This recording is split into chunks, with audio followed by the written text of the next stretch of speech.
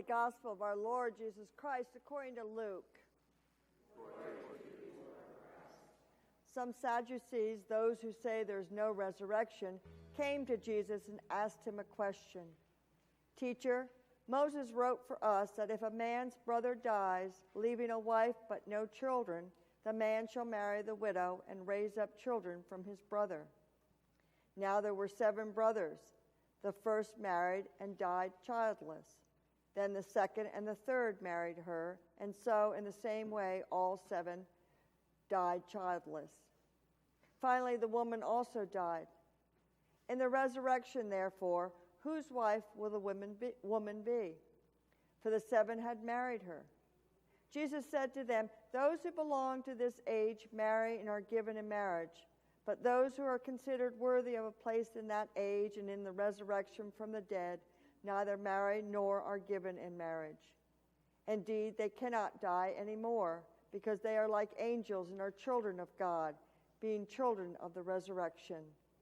And the fact that the dead are raised, Moses himself showed in the story about the bush, where he speaks of the Lord as the God of Abraham, the God of Isaac, and the God of Jacob. Now he is God not of the dead, but of the living, for to him all of them are alive. The Gospel of the Lord. Praise to you, Lord Christ.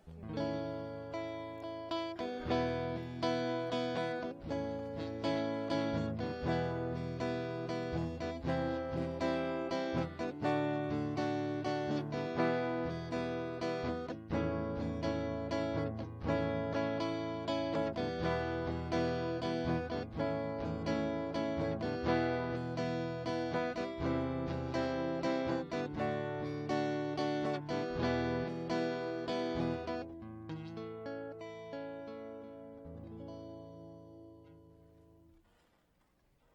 Please be seated.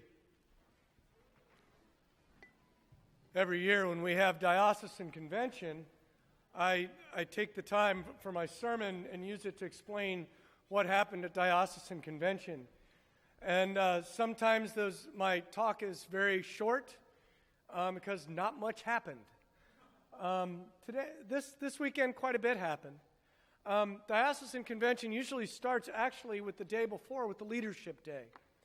And the leadership day is a time usually set aside for some training, some educational opportunities, a chance for us to begin to gather and get ready for the business that starts the next day. This year's topic was baptized for life. And one of the questions that was asked at the very beginning of that talk was, how many of you remember your baptism? Looking around, there's a lot of us that don't. We were either way too young or it's just been that long ago. Well, one of the things that they want to remind us is that once we are baptized, we don't have to do it again. But we do have to start to recognize that we need to live into our baptism. And for those of us who grew up having not remembered our actual baptism, so when the bishop comes and gives us the aspergus and says, "Remember your baptism," most of us are going, "Not really." And so we have to find a way to remember what it means to truly be baptized. And that means we need to look at our baptismal covenant, what it calls us to do, what we say when we say we believe, and what we say we're going to do because we believe. It also requires us to become a little more, have a better understanding of the whole of church and what it is to live into that baptismal covenant and to find your own ministry within the church. And some of that is being trained into what it is and practiced and getting habitualized, as it were, into the faith. That's learning about morning prayer, coming to church regularly, finding a way to find those words that are regular words, the words that continue for us. Many of us have parts of this service that we've memorized since we were very young. And we know them without even thinking about them. How many of you can say the Creed or the Lord's Prayer in your sleep? Many of us, exactly. Well, some of it's also taking and learning the catechumenate, understanding the historical documents of the church, what we mean when we say we believe on a much broader scale. If you look into your prayer book, towards the middle to end of it, there's a space where there's the catechumenate, or a rule of our faith, And then following that is our historical documents. And those are things that are the things we say we believe. And I never really got to those until they were priests with really long sermons when I was reading my prayer book. But I invite you to look at them. Our prayer book is so much more than the 10 or 12 pages that we tend to read or see in our normal activities as services. And the other part of that is becoming community. What it is to be able to tell your story and to share Christ's love. Each of us has our own unique story, and each of us are meant to say them and share with them in our own way and invite people into our own collective story, our community of faith, inviting them to be a part of this incredible church, a part of the whole of Christ's community, even if it isn't our church. And the way we do that is by our own personal witness.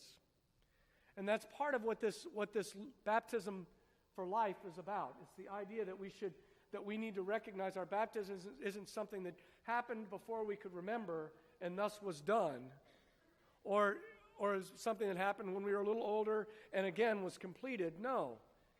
It's a statement of faith that's from this point forward. That's why when we ask the question, will you support these persons who are coming forward in their life in Christ, we say a resounding, let's try that again.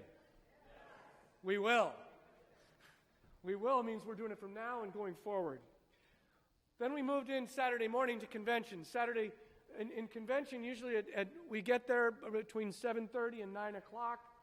The 7:30 folks are the folks who are coming to listen to any of the hearings about any of the resolutions, meet the candidates, all of those things. Father Joseph usually shows up about 8:55 because he doesn't really need to do all of those things. Then we go into the actual business of the church. And it's once a year. It's an important time for us as a church once a year to gather as a whole diocese, just as every 3 years we gather as a whole of the Episcopal Church in General Convention. This particular year was a year that we elected our deputies to General Convention. Our deputies to General Convention also are our deputies to our provincial council, and they serve for a period of 3 years and often get appointed to different committees, commissions, and boards of the national church. We have 4 clergy and 4 lay people who are nominated and elected to the House of Deputies, along with alternates in case in that 3-year period one of the deputies needs to step down.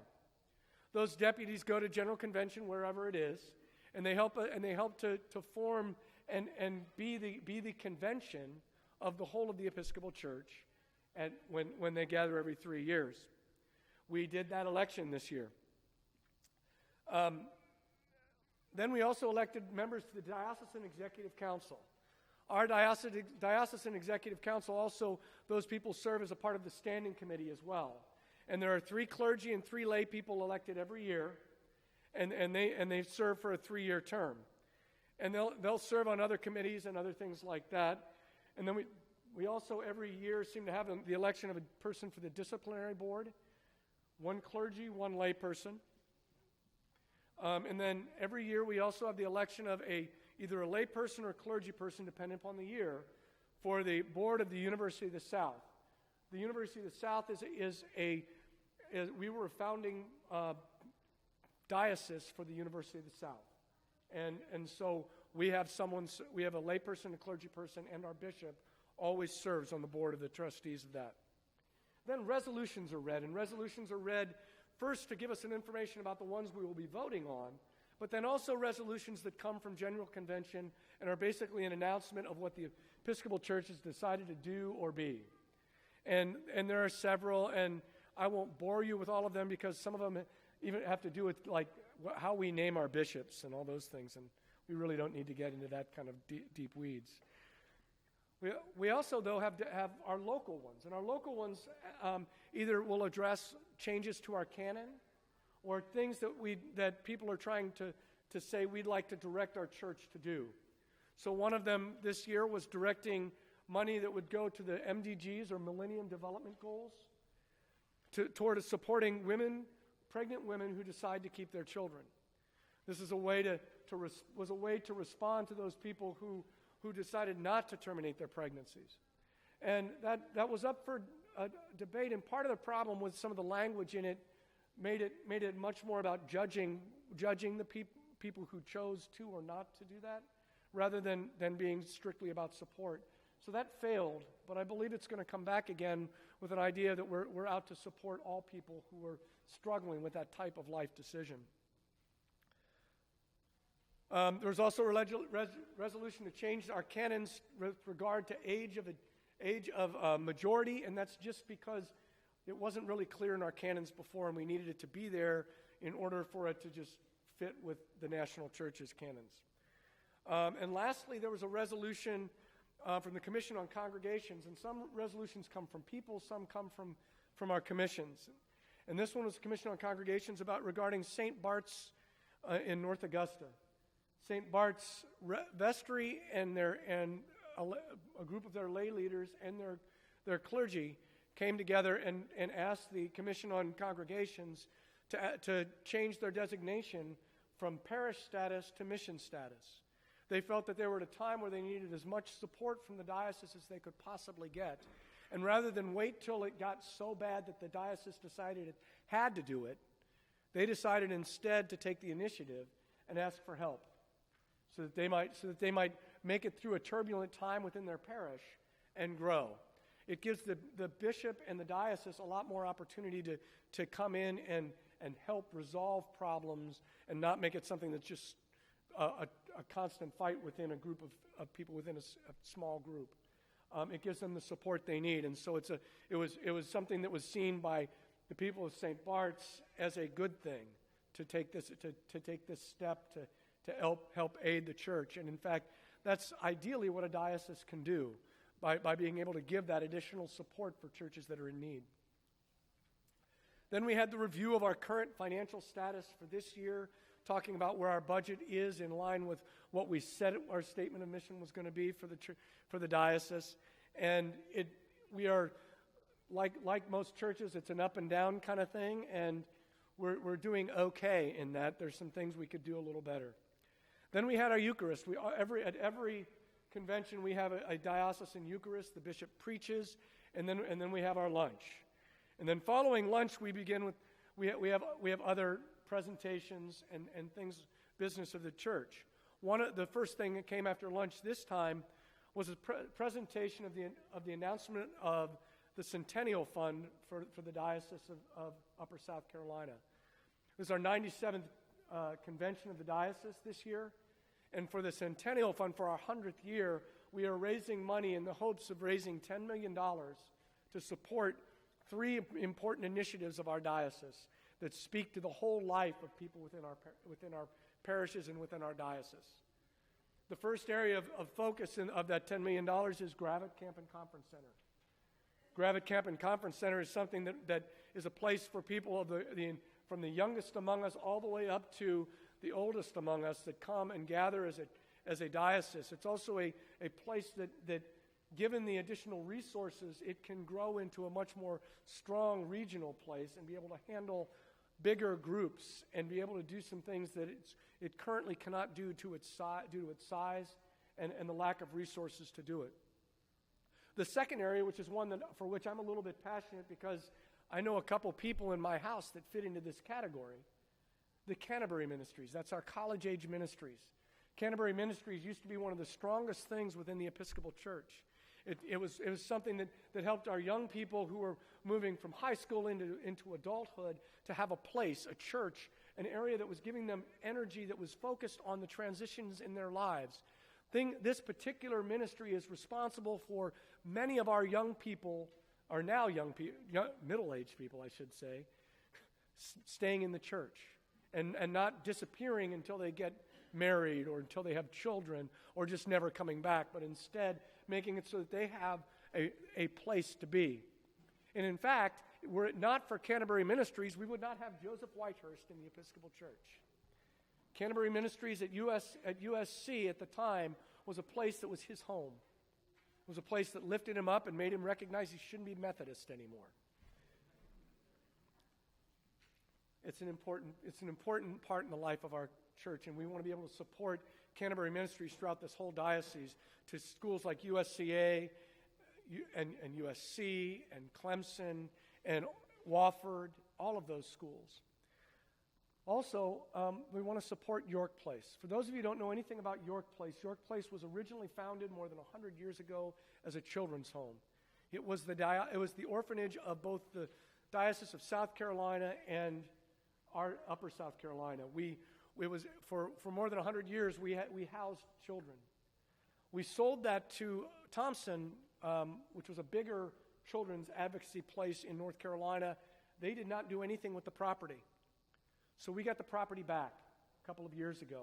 And we've been working very hard to develop a new whole life ministry there that is designed around the youngest people who are in DSS-type situations that need additional support, care, counseling, all of those things to be able to do it out of York Place, along with the building of a retirement community in that area, which is an area where there's a lot of growth, because it's up near York, which is becoming a suburb of Charlotte. And it's an amazing opportunity for us to have some of our retired people working with these younger people living on the same campus, doing amazing things together. So those three are the main initiatives of the Centennial Fund, which over the next couple of years you're going to hear a lot about. And we're trying to get people to support, to raise the $10 million necessary to make all of those ministries sustainable and grow, and able to grow into what we believe they can and should be. The last thing we really did was the presentation of our statement of mission. And the statement of mission is basically what we hope to do this next year as a church. Our statement of mission reflected a reality that many of our parishes have struggled since the change in the tax code. And so there wasn't as much money to do all the things they wanted to do. And so some of the things some of the major areas that received a ton of money over the years are receiving less. But it also made the diocese decide it needed to go out into the world a little bit more. And so it raised additional money towards putting our canon staff out into in and around the diocese more, rather than having people come to the diocese. Rather than being top down, to have them actually go out into the field and spend significant amount of times in the regions of our diocese to help them grow. So that was the one area where there was some growth in the budget versus everywhere else, which was cut, and sometimes cut significantly. That marks a change in how our diocese will function, and we'll see how that support works. I believe in the long run it'll be a good thing. But I think it's going to take a while for us to get used to and trust that the diocese isn't just going to tell us what they want us to do, which is hard for some of us. And let's see. I believe that is pretty much all that happened at convention. Although we have all sorts of resolutions at the end to tell everybody how wonderful, how great they are, and usually some great humor. And then everybody says, we're really done. We want to go watch the football game. And we got out just in time to start listening to the Alabama LSU game on our way home. And lastly, the convention next year will be in Columbia at Heathwood Hall. Thank you.